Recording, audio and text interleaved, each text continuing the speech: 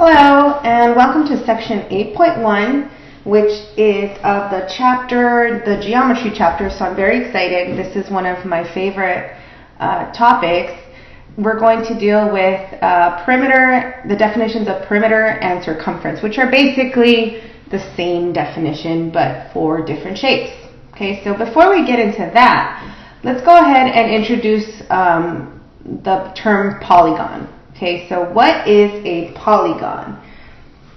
A polygon is basically a geometric figure that is closed, meaning that it doesn't have any open pieces. So let's say, for example, this would not be a polygon, right? Because there's an open piece right here. It's not what we would call closed, okay? So, and it has to have at least 3 sides, where each side is a straight line segment. So another example of what's not a polygon, so this would not be considered a polygon because it has this curve in here.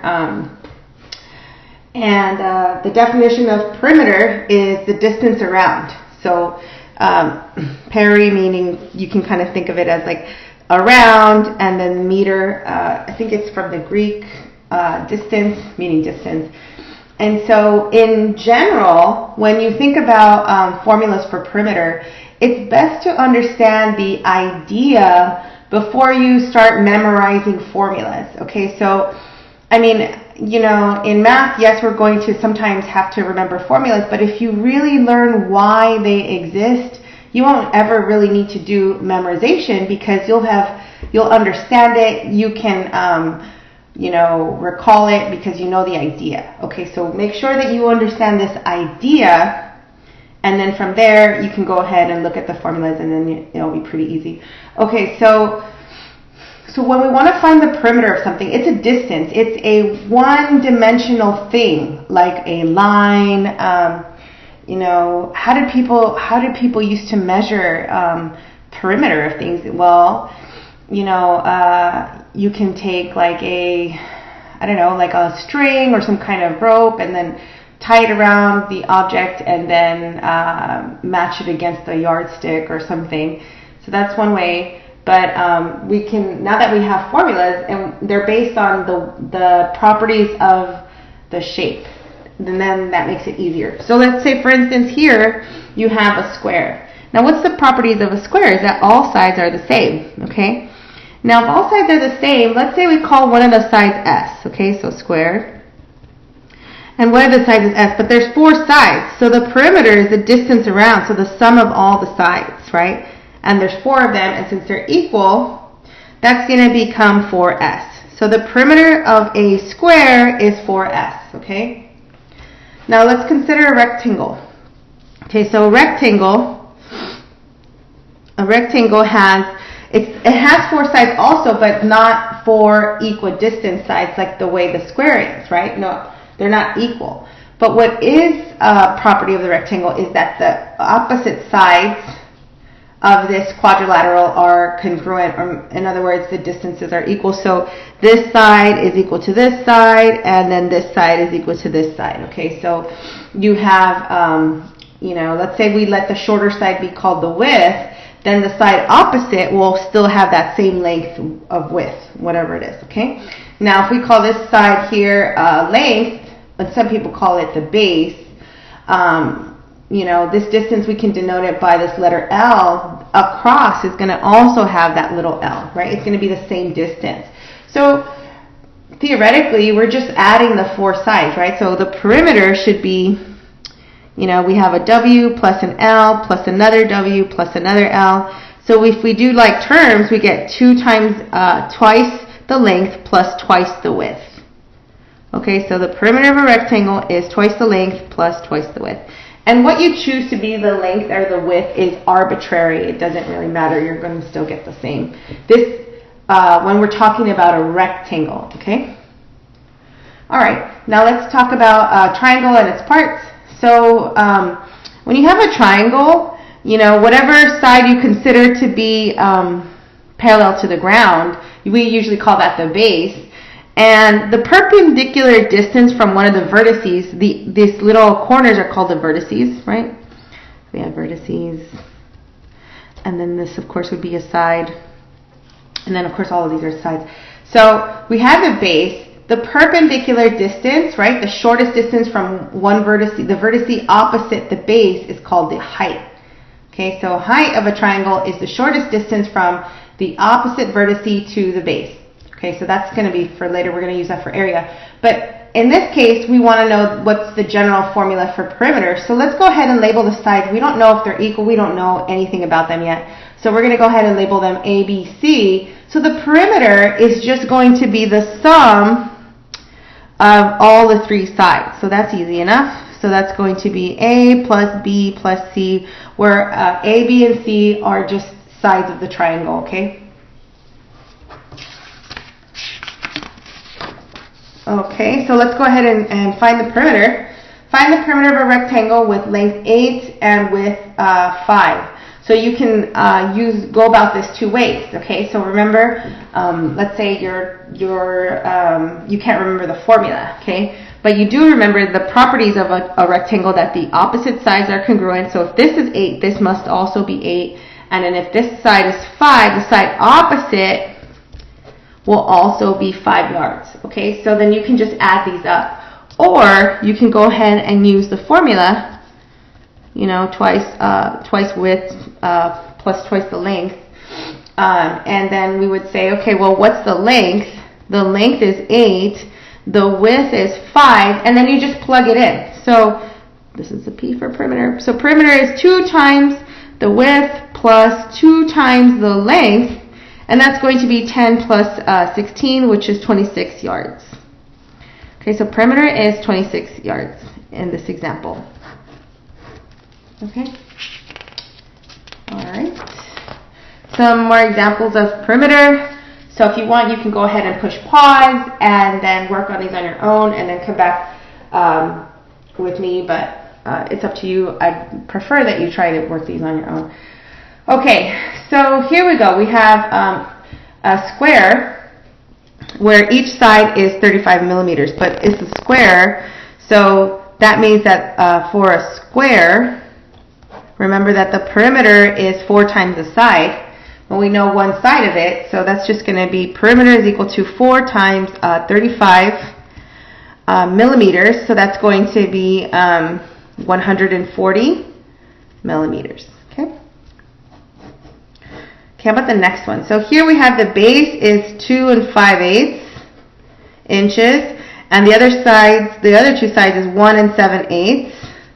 So this, they're both 1 7/8 inches. Okay, so the perimeter for the triangle is going to be, you know, side plus side plus side, right? So A plus B plus C, but in this case, A, B, and C, it's arbitrary. We're just going to add these 3 sides together. Okay, so we're going to say, okay, so we have 1 7/8 plus 1 7/8 plus 2 5/8. So there's a couple ways we can do this. We can add the whole numbers and then add the fractional part separate. Okay, so 1 plus 1 plus 2. That's just like if you imagine that there's a little plus sign between when you have a mixed number like that. So 1 plus 1 plus 2 is going to be 4 plus, and then you have 7 plus 7 plus 5. So that's 14 plus 5, that's 19 over 8. But then if we rewrite that as a mixed number, that's going to be 4 plus, and then that's going to be, 8 goes into 19 twice, right? So that's 2 3/8. So then all together, you just add the whole number part, so 6 3/8. So that's one way to do it. Okay? Okay, fine. And now this one, the length and the width. So for the rectangle, it's the perimeter is twice the length plus twice the width. Okay, and we have the length and we have the width. So we just plug it in. So 2 times 1.56 plus 2 times 0.99. And let's go ahead and figure that out. So 2 times plus 2 times 0.99. And we get 5.1 inches. Okay. Oh, this is also inches. All right, let's continue. Circumference. Now that's a different formula. Okay, so the circumference is basically the distance. If I was to take a string and wrap it around a circle and then undo the string and just look at it as a distance, that's the circumference. That's the distance around. Okay, and that's represented by the letter C. Okay, and the formula for it, it comes from the fact that if we were to keep taking a little wedge of them, we can kind of reconstruct this this circle as a parallelogram, which has the same properties as a rectangle, and where we're going to add everything. So you can kind of think of it as if I was to cut this here and I was to keep making these wedges, and I was to start placing the wedges like this way on top of each other, and on this way, and on top of each other, and this way, and on top of each other like this. Okay, so the distance of the wedge, right, is R. So this is going to be R, right? And then all these little tiny pieces. You're going to have all these little pieces, right? Now, here it's going to be, let's see here. So we need to remember that what is the definition of circumference, and what's the relationship between pi and r. So all of these little pieces is going to be the circumference divided by something, right? Divided by, however many sections we have. Now, before we start doing this, let me also introduce the fact that pi is defined as circumference, the ratio between the circumference and the diameter. Okay? So what's the diameter? It's the distance from one end to the other through the center. Okay, so that's the diameter. Well, they're using a little d. Okay, fine. C over little d. Okay, so that's what pi is. So if I take any circle in the world and I measure its circumference and I divide the circumference by its diameter, then I'm going to get this constant pi, and it doesn't matter what size circle that is. So that's very cool.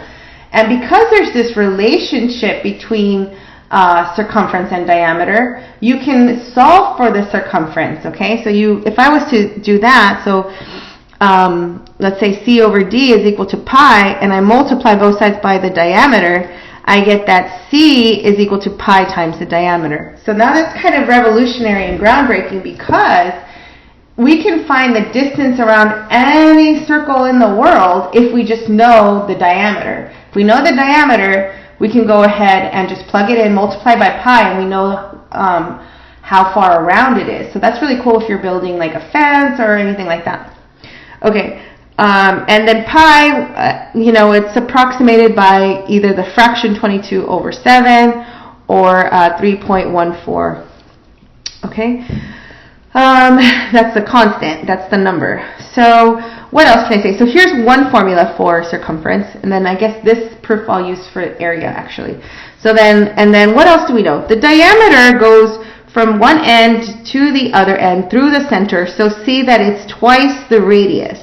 So the diameter is 2 times the radius, okay? So if we think of it like that, and we plug this back into here, we get the circumference is equal to pi times twice the radius. So if we write this a little bit more nicely, we put the 2 in the front of all of this, we get another formula for circumference, 2 pi r.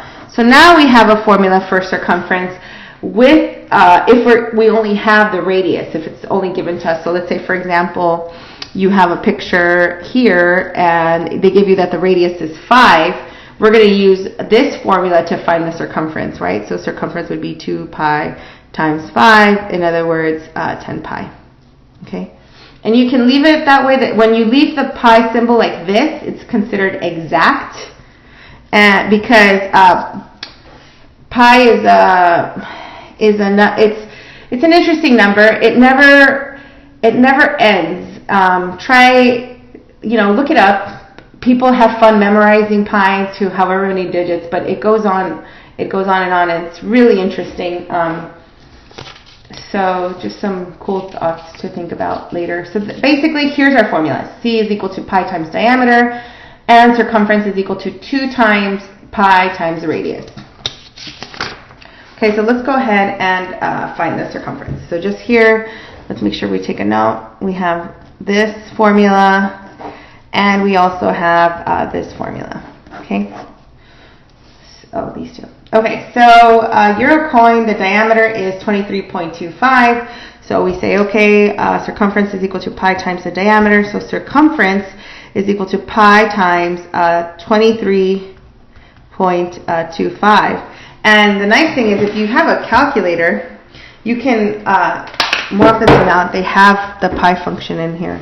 So you can see here, pi is somewhere in here. Should be here. Let's see. So 23.25. Here it is. It's above the caret symbol. So you would hit second and then pi and then enter. And that's it as a decimal. Okay. So whole number. So the nearest whole number would be 73. Okay, 73 millimeters, mm. Okay, so now this one, what if we had a radius? So we're going to use c is equal to 2 pi r, right? So c is equal to 2 times pi times the radius, which is 0.52. So let's go ahead and plug that in. So you have 2 times second pi times 0.52, and then that's it, 3.267. But we're rounding to the nearest hundredth. So that's going to be 3.27 inches.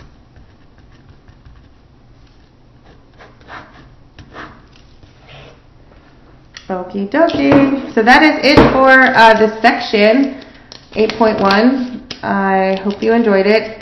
Here is your super fun homework, 1 through 16 all. Okay, good luck, and I will see you on the next video.